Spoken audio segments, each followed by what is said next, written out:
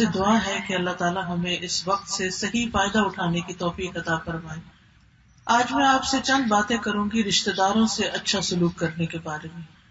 ہمارا دین جو ہے اس میں جہاں ایک طرف اللہ تعالیٰ کے حقوق ہیں، نماز، روزہ، حج، زکوٰۃ ہے، وہاں دوسری طرف بندوں کے حقوق بھی ہیں، اور انسانوں میں سے سب سے زیادہ حق ہم پر ہمارے قریبی رشتہ داروں کا ہے، جن کے ساتھ جوڑ کے رکھنا، تعلق رکھنا، ان کے ساتھ احسان کرنا، ان کے ساتھ اچھا سلوک کرنا، یہ ہماری ذمہ داریوں میں سے ہے، چاہے وہ ہمارے نسب کے رشتہ دار ہوں یا سسرال کے رشتہ دار ہوں۔ دونوں طرف ہی ہماری کوشش یہ ہونی چاہیے کہ ہم ان کے ساتھ اچھا سلوک کریں، کیونکہ قرآن مجید میں اللہ سبحانہ وتعالیٰ نے بھی ہمیں اس کا حکم دیا ہے، اور رسول اللہ صلی اللہ علیہ وسلم نے بھی اس کے بارے میں بہت تاکید فرمائی ہے۔ سب سے پہلی بات تو یہ ہے کہ ایمان لانے کے بعد اللہ کو جو عمل بہت پیارے ہیں ان میں سے ایک عمل رشتہ داروں سے اچھا سلوک کرنا ہے۔ ایک شخص نبی صلی اللہ علیہ وسلم کے پاس آیا، آپ اپنے صحابہ کے بیچ میں بیٹھے ہوئے تھے۔ وہ کہتے ہیں کہ آپ اللہ کے رسول ہیں؟ آپ نے فرمایا ہاں۔ تو انہوں نے یہ سوال کیا کہ آپ یہ بتائیے کہ کون سے اعمال اللہ کے نزدیک بہت پسندیدہ ہیں؟ آپ نے فرمایا اللہ پر ایمان رکھنا۔ ایمان سب سے زیادہ طاقتور چیز ہے، بہترین عمل ہے۔ وہ کہتے ہیں میں نے پوچھا کہ اس کے بعد کون سا عمل سب سے اچھا ہے؟ تو آپ نے فرمایا رشتہ داروں سے اچھا سلوک کرنا، صلہ رحمی کرنا۔ تو یہ ایمان کا تقاضا ہے کہ اگر ہم مومن ہیں، اگر ہم مسلم ہیں، تو ہم اپنے رشتہ داروں کے ساتھ اچھا سلوک کریں۔ اس میں آپ دیکھیے کہ سب سے پہلے سب سے قریب جو ہیں ان کے ساتھ ہمیں اچھا سلوک سب سے زیادہ کرنا ہے۔ تو آپ بتائیے کہ سب سے زیادہ کون قریب ہے ہمارے رشتہ داروں میں؟ سب سے زیادہ ہم پر کس کا حق ہے؟ ماں باپ کا، بالکل ماں باپ کا۔ اللہ تعالیٰ اپنے حق کے بعد ہمیں بتاتے ہیں کہ ہم ماں باپ کے ساتھ اچھا سلوک کریں، وبالوالدین احسانا، والدین کے ساتھ ہم احسان کریں۔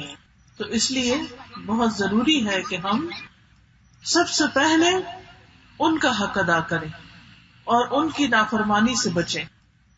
رسول اللہ صلی اللہ علیہ وسلم نے زندگی کی جو آخری وصیتیں کی تھی ان میں بھی آپ صلی اللہ علیہ وسلم نے یہ تلقین کی تھی کہ تم رحم کے رشتوں کو توڑنے سے بچو، رحم کے رشتوں کو توڑنے سے بچو، اور فرمایا کہ جو تم سے رشتہ توڑے تم اس سے رشتہ جوڑو۔ یعنی صلہ رحمی صرف یہ نہیں ہے کہ جو ہم سے اچھا سلوک کرے ہم اس سے اچھا سلوک کریں، بلکہ جو ہم سے اچھا سلوک نہ بھی کرے، اگر مثلاً کسی کے ماں باپ نے اس کے ساتھ اچھا سلوک نہیں کیا، اس کی وہ تعلیم و تربیت نہیں کی، تو بھی اس کو کیا چاہیے کہ وہ کیا کرے؟ وہ اپنے ماں باپ کی خدمت کرے۔ اگر وہ بوڑھے ہیں، ان کو ضرورت ہے، تو وہ ان کے پاس ان کا حق دے۔ یہ نہیں کہنا چاہیے چونکہ ماں باپ نے ہمیں بچپن میں نہیں دیکھا یا ہمارا خیال نہیں کیا تو اب ہم بھی نہیں کرتے۔ نہیں، بدلہ نہیں لینا، کیونکہ ماں باپ بھی انسان ہے، ان سے بھی غلطی ہو سکتی ہے، ان سے قصور ہو سکتا ہے، کوتاہی ہو سکتی ہے۔ پھر اسی طرح یہ ہے کہ وَاعْبُدُوا اللَّهَ وَلَا تُشْرِكُوا بِهِ شَيْئًا وَبِالْوَالِدَيْنِ إِحْسَانًا وَبِذِي الْقُرْبَى وَالْيَتَامَى وَالْمَسَاكِينِ۔ ماں باپ کے بعد باقی جو رشتہ دار ہیں ان کا حق آتا ہے۔ ماں باپ کا الگ سے نام لیا گیا ہے وَبِالْوَالِدَيْنِ، لیکن اس کے بعد جو باقی رشتہ دار ہیں ان کا نام نہیں ہے۔ سب کے ساتھ پھر اچھا سلوک کرنا ہے، جیسے اپنی اولاد ہے، بہن بھائی ہے، اور خالہ، ماموں، چچا، پھوپھی، دادا دادی، نانا نانی، اور اسی طرح پھر بچے، بچوں کے بچے، ان سب کے ساتھ اچھا سلوک، پھر ساس سسر، پھر نندے، دیور، ان کے بچے، یہ سارے جو ہے یہ ہمارے حسن سلوک کے مستحق ہیں۔ ان کی ضروریات پوری کرنا جو ہے، یا ان کے کام آنا، یا ان کی مشکلات کو سننا اور ان کو حل کرنا، یہ بھی ہم پر لازم ہے۔ ابن عمر کہتے ہیں کہ ایک آدمی نبی صلی اللہ علیہ وسلم کے پاس آیا، اس نے کہا اللہ کے رسول کون سے لوگ اللہ کو زیادہ محبوب ہیں؟ تو آپ نے فرمایا وہ لوگ جو لوگوں کے زیادہ فائدے کے ہوں، جو لوگوں کو فائدہ پہنچائیں۔ تو ہمیں اپنے رشتہ داروں کو فائدہ پہنچانا ہے، جو بھی اللہ نے ہمیں دیا ہے ان کے ساتھ شیئر کرنا ہے، ان کو دنیا کے کاموں میں بھی مدد دینی ہے اور ان کو دین کے کام میں بھی مدد دینی ہے۔ پھر اسی طرح یہ ہے کہ جیسے شادی ہو، عید ہو، کوئی خوشی کا موقع ہو، اس پر تحفے تحائف ان کو دینا، اور اس سے ایک دوسرے سے محبت بھی بڑھتی ہے. رسول اللہ صلی اللہ علیہ وسلم نے فرمایا تہادو تحابو، تم ایک دوسرے کو ہدیہ دیا کرو، اس سے آپس میں محبت پیدا ہوگی. پھر اسی طرح اگر رشتے دار غریب ہیں، مسکین ہیں، ضرورت مند ہیں، تو غیروں کو صدقات دینے سے پہلے اپنے رشتے داروں کو دینے چاہیے، ان کا خیال کرنا چاہیے. پھر اسی طرح اگر ہمارے پاس مال نہیں ہے، علم نہیں ہے، ہم وہ نہیں دے سکتے، تو پھر کیا کریں؟ سلام کے ذریعے رشتوں کو جوڑیں. کوئی نے کبھی فون کر لیا، کبھی میسج بھیج دیا، کبھی خود ملنے کے لیے چلے گئے، کیونکہ نیکی اچھے اخلاق کا نام ہے، اور اچھا اخلاق قیامت کے دن میزان میں سب سے بھاری نیکی ہوگی. پھر اسی طرح اگر کوئی کسی رشتے دار سے ناراض ہو جائے تو یہ نہیں کرنا چاہیے کہ اب میں اس سے بولوں گا نہیں. اگر قسم بھی کھا لی ہو کہ میں آج کے بعد اس سے نہیں بولوں گا، تو بھی اس قسم کو توڑ دینا چاہیے، کیونکہ ایسی قسمیں جو ہیں وہ پوری نہیں کی جاتی. پھر اسی طرح جن رشتے داروں سے اللہ روک دے کہ ان کے لیے استغفار نہیں کرنی، یعنی ان کے ساتھ نہیں ہے تم نے مرنے کے بعد یعنی دعا کرنی، تو اس سے بھی رک جانا چاہیے، کیونکہ اصل نیکی جو ہے وہ اللہ کے حکم کی اطاعت ہے. رشتے داروں کا حق دنیا میں بھی ہے، اور جب وہ مر جائے ان کے لیے بھی ہے، لیکن وہ جو اللہ کی نافرمانی میں یا شرک کفر کرتے ہوئے مرے تو ان کا پھر حق ختم ہو جاتا ہے. جب ہم رشتے داروں کا حق دیتے ہیں اور ان کے ساتھ اچھا سلوک کرتے ہیں تو اس کے ہمیں کیا فائدے ہوتے ہیں؟ اس میں سب سے پہلی بات تو یہ کہ صلہ رحمی سے عمر میں برکت ہوتی ہے، رزق زیادہ ہوتا ہے. یعنی حدیث میں آتا ہے کہ نبی صلی اللہ علیہ وسلم نے فرمایا جس شخص کو پسند ہو کہ اس کے رزق میں وسعت ہو اور اس کی عمر زیادہ ہو، عمر لمبی ہو، تو وہ رشتوں کو جوڑ کے رکھے. ہم میں سے کون نہیں چاہتا؟ ہم میں سے ہر ایک چاہتا ہے کہ اس کی عمر لمبی ہو، زیادہ دن دنیا میں جیے، اور ہر ایک ہم میں سے یہ چاہتا ہے کہ ہمارے رزق میں اضافہ ہو. تو ایسی صورت میں کیا کرنا چاہیے؟ رشتہ داروں سے اچھا سلوک کرنا چاہیے. پھر اسی طرح جس نیکی کا اجر بہت جلدی ملتا ہے وہ صلہ رحمی ہے. یہاں تک کہ کچھ گھرانوں کے لوگ بہت نیک نہیں بھی ہوتے، لیکن وہ رشتہ داروں سے اچھا سلوک کرتے ہیں، جس کی وجہ سے ان کے مال بھی بڑھ جاتے ہیں اور ان کے افراد میں بھی کثرت ہو جاتی ہے، مال میں بھی اضافہ ہو جاتا ہے. پھر اسی طرح رشتہ دار کو صدقہ دینے کا دوہرا اجر ملتا ہے. یعنی اگر آپ کسی باہر کے غریب مسکین کو دیتے ہیں تو 1 گنا ثواب ہے، لیکن اگر اپنے رشتہ دار کو دیتے ہیں تو 2 گنا ثواب ہے. پھر اسی طرح یہ ہے کہ یہ جنت میں لے جانے والا کام ہے. حضرت ابو ایوب انصاری سے روایت ہے کہ ایک شخص نے نبی صلی اللہ علیہ وسلم سے سوال کیا کہ اے اللہ کے رسول، مجھے کوئی ایسا کام بتائے کہ میں جنت میں چلا جاؤں. آپ کو ہے شوق جنت میں جانے کا؟ جنت کہاں ہے؟ جنت کدھر ہے؟ اللہ کے پاس ہے. ٹھیک ہے، ہمیں یہ نہیں پتا کہ کس آسمان پہ ہے یا کون سی زمین پہ ہے یا کون سی جگہ پر ہے. اللہ کی کائنات بہت وسیع ہے اس میں، لیکن یہ کہ اللہ نے جنت بنائی ہوئی ہے، یہ یاد رہنا چاہیے. ٹھیک ہے، تو جنت جو ہے اس کا شوق کس کس کو؟ بس باقی سب کو نہیں. جنت میں جانے کا شوق کس کس کو ہے؟ سب کو ہے. الحمدللہ، اللہ ہم سب کو جنت الفردوس عطا کرے. تو ایک شخص نے پوچھا میں جنت میں کیسے جا سکتا ہوں، مجھے جانے کا شوق ہے. کسی نے کہا اسے کیا ہو گیا، یعنی یہ کیسا سوال کر رہا ہے؟ نبی صلی اللہ علیہ وسلم نے فرمایا یہ صاحب حاجت ہے اور اسے کیا ہوا ہے، اور اس کو بتایا کہ اللہ کی عبادت کرو، اس کے ساتھ کسی کو شریک نہ بناؤ، نماز پڑھو، زکوٰۃ دو اور رشتہ داروں سے اچھا سلوک کرو، تو تم جنت میں چلے جاؤ گے. ایک اور جگہ پر حدیث میں آتا ہے نبی صلی اللہ علیہ وسلم نے فرمایا سلام پھیلاؤ، اچھی گفتگو کرو، رشتہ داروں کے ساتھ اچھا سلوک کرو. جب لوگ راتوں کو سو رہے ہوں تو اس وقت تم قیام کرو، تم سلامتی کے ساتھ جنت میں داخل ہو جاؤ گے. اس کے برعکس جو لوگ رشتہ داروں سے اچھا سلوک نہیں کرتے ان کی سزا بھی ہے. جو لوگ رشتے کاٹتے ہیں وہ جنت میں نہیں جا سکیں گے. لا يدخل الجنت قاطع الرحم. قرب قیامت کی علامت ہوگی کہ لوگ قطع رحمی کریں گے، رشتہ داروں سے اچھا سلوک نہیں کریں گے. پھر حدیث میں یہ بھی آتا ہے کہ جو رشتوں کو توڑے گا اللہ اسے توڑ دے گا، اور جو رشتوں کو جوڑے گا اللہ اس کو جوڑ دے گا. پھر اسی طرح انسان کے اعمال بھی قبول نہیں ہوتے اگر کوئی رشتوں کے ساتھ اچھا سلوک نہیں کرتا. رسول اللہ صلی اللہ علیہ وسلم نے فرمایا کہ بنی آدم کے اعمال ہر جمعرات کو پیش ہوتے ہیں اور کسی قطع رحمی کرنے والے کے عمل قبول نہیں ہوتے. یعنی اللہ سبحانہ وتعالیٰ کے سامنے ہفتے بھر کے اعمال لائے جاتے ہیں، لیکن جو رشتوں کو کاٹ کے رکھے اور ان سے اپنا تعلق نہ رکھے اور ان کے ساتھ اچھا سلوک نہ کرے تو ان کے جو اعمال ہیں وہ قبول نہیں ہوتے. نبی صلی اللہ علیہ وسلم نے فرمایا جس نے قطع رحمی کی یا جھوٹی قسم کھائی وہ مرنے سے پہلے اس کا وبال دیکھ لے گا.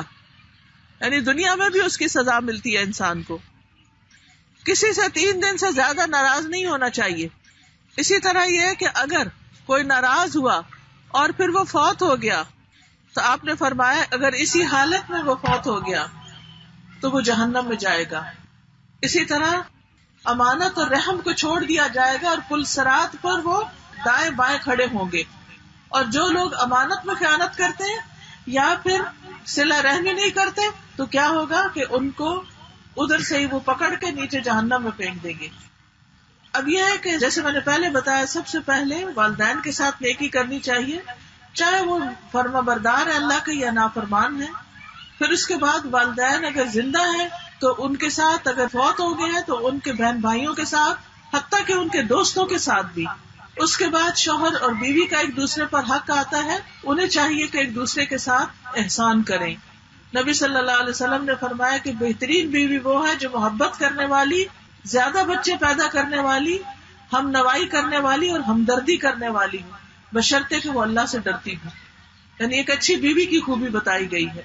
ایسی بیوی یعنی جو شوہر کے ساتھ اچھا سلوک کرے، اور پھر اسی طرح شوہر کے لیے بھی اچھا شوہر وہ ہے جو بیوی کے ساتھ اچھے اخلاق سے پیش آئے. بیوی پر خرچ کرنا بھی صدقہ قرار پایا. بیوی کو پانی پلانے کا بھی اجر ہے. ہمارے یہاں تو بعض اوقات مرد حضرات سمجھتے ہیں کہ شاید بیوی کا ہی فرض ہے کہ وہ ہسبینڈ کو پانی پلائے، لیکن اسلام کیا بتاتا ہے کہ ہسبینڈ کے لیے بھی ہے کہ وہ اپنی بیوی کو پانی پلائے. بیوی کی سہیلیوں کے ساتھ اچھا سلوک کرنا. حضرت خدیجہ جب فوت ہو گئی تھی تو نبی صلی اللہ علیہ وسلم جب کوئی بکری وغیرہ ذبح کرتے تو ان کی سہیلیوں کو بھی بھیجتے تھے. پھر اسی طرح رشتہ داروں کے ساتھ جو اچھا سلوک ہے اس میں آتا ہے خندہ پیشانی سے ملے. کوئی آئے تو کھلے دل سے اس کو ملے، ان کے حق میں دعائیں کریں، ان سے ملاقات کو جائیں، ان کو تحفے تحائف دیں، ان پر خرچ کریں، ان کے ساتھ شفقت اور نرمی سے پیش آئیں، ان کے ساتھ کھلے دل سے خوش اخلاقی سے ملے، ان کا احترام کریں. یعنی ہر وہ کام کرے کہ جس سے رشتے جو ہے وہ قائم رہیں، ناراضگیاں نہ بڑھیں. پھر جو رشتہ دار ناراض بھی ہو جائے اس کو بھی کچھ دیں. یعنی پوشیدہ دشمنی رکھنے والے، حسد کرنے والے رشتہ دار کے ساتھ بھی اچھا سلوک کریں. ہو سکتا ہے کہ وہ اپنے اس سے باز آ جائے. پھر اسی طرح یہ ہے کہ اگر وہ دور کے بھی رشتہ دار ہیں، یعنی کئی نسلوں کے بھی دور کے، تو ان کے ساتھ بھی اچھا سلوک کرنا ضروری ہے. اللہ تعالیٰ سے دعا ہے کہ اللہ تعالیٰ ہمیں اس پر عمل کی توفیق عطا فرمائے. وآخر دعوانا ان الحمد للہ رب العالمین. اب چونکہ نماز کا وقت بھی قریب ہے تو میں چاہوں گی کہ اگر آپ کچھ کہنا چاہیں، کوئی بات پوچھنا چاہیں تو آپ پوچھ سکتے ہیں، ورنہ یہ کہ آپ نماز سے پہلے اپنے گھروں کو پہنچ جائیں. جی اور کوئی بات کرنا چاہیں؟ استاد یہ میری ہیلپر ہے، آپ بتائیں نا مجھے. تو یہ فرسٹ ایئر کی طالبہ اور یہ اپنا جب آ جاتی ہے کالج سے تو پھر آ کے میرے سے مدد کرواتی ہے. کچھ جو بالکل اسٹارٹ کے بچے ہیں جنہیں بالکل بھی پڑھنا نہیں آتا تو ناظرہ ان کو مدد کرواتی ہیں، اور ساتھ میں الف اور یہ سب چیزیں. کیونکہ کچھ اسٹوڈینٹس ہمارے ایسے ہیں جو کلاس 6 تک کے بھی ہیں، اسکول میں جاتے ہیں، تو وہ پھر بور ہو رہے تھے تو ہم نے 2 کلاسیں کر لی. تو وہ بڑے بچے میرے پاس ہیں اور یہ چھوٹے پھر ان کے پاس ہیں. تو الحمدللہ یہ جو آگے بیٹھی 4-5 رو ہیں یہ پوری، تو یہ سب اسٹوڈینٹس ہیں. اور وہ ادھر بیٹھی ہوئی روبینہ، آپ تو یہ ہمارے باہر جو اسکول ہے جب سرکاری جو ہے تو یہ وہاں آتی ہیں پڑھانے کے لیے. تو جب انہیں بتایا کہ آپ آ رہی ہیں تو پھر یہ بھی آئی ہیں آپ سے. السلام علیکم. وعلیکم السلام.